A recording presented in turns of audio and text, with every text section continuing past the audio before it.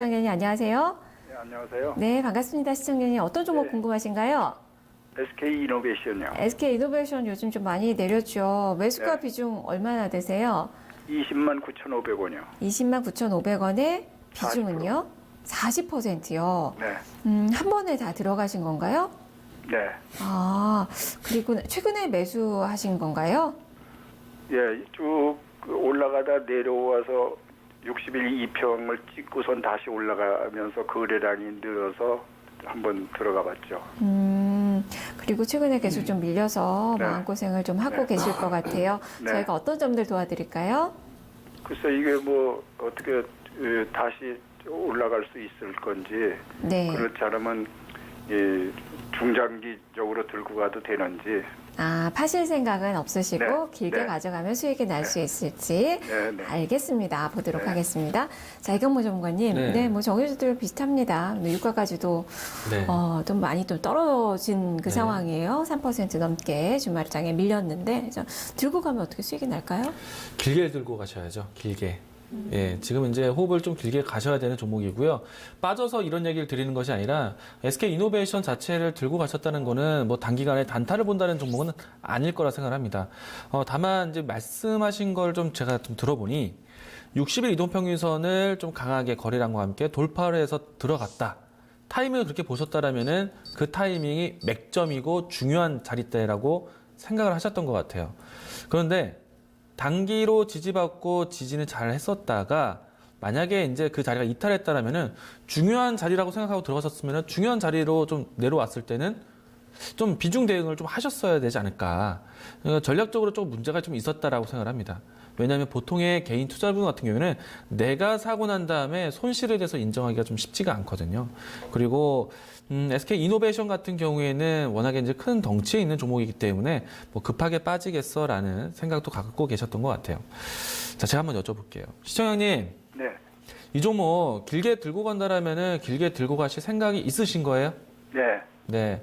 제가 봤을 때는요, SK 이노베이션 지금 최근에 이런 뉴스 보셨을지 모르겠어요. 휘발유 값이 지금 28주 연속 오르고 있다는 얘기, 뉴스 기사 보신 적 있으신가요? 네, 네. 그 말은 즉슨 이 정유주들, 그러니까 주유소들이 돈 번다는 얘기겠죠. 네. 상품 가격이 올랐다는 얘기예요.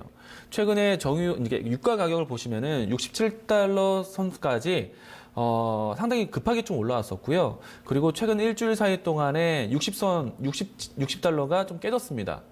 이거는 증시 자체가 뭐 채권 금리가 올라가고 뭐 세제 개편이 나오고 또 시장에 대한 뭐 경기 불안감이라든지 이런 것들이 좀 증시에 대한 불안감이 나와서 상품 가격까지 좀 영향이 되었다라고 볼 수는 있는 것인데 제가 봤을 때는 한 가지 포인트예요.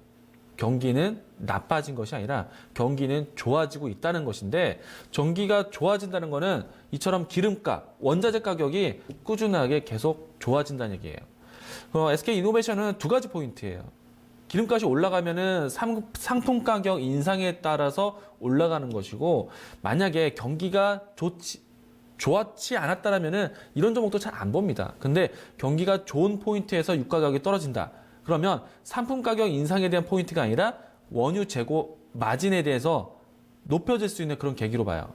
원유 재고 평가 자산이라고 할 수 있는데 만약에 지금 60지수로 떨어진 이 기름 가격은 3개월이나 혹은 6개월 있다가 저점처럼 혹은 이제 빠진 가격대에서 원유 재고를 낮출 수 있다라는 그런 이제 포인트로 잡아가게 되거든요. 원유 재고 평가 자산이.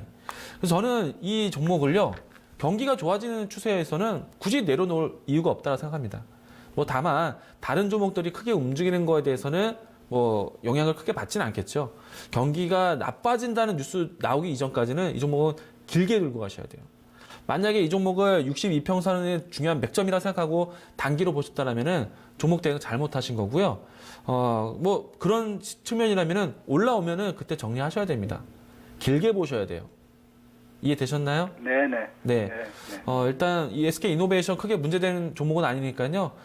기다리시면 반등도 할 것이고요. 매수가 올랐을 때 내 투자 성향이 지금 단기로 봤던 것인지 아니면 난 참고 더 기다려서 안전하게 수익 낼 것인지를 좀 그때 판단하시는 게 좋을 것 같습니다.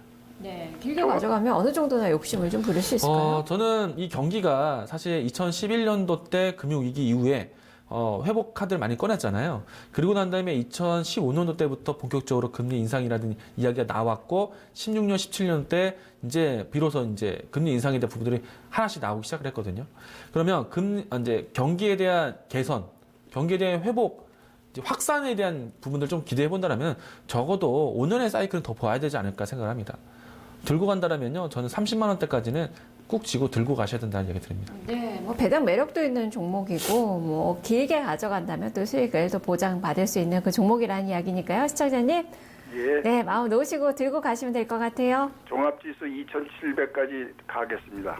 가지고 가겠습니다. 네, 시청자님 꼭 수익 많이 거두시길 바랍니다. 네, 고맙습니다. 네, 자 이렇게 SK 이노베이션 살펴봤습니다.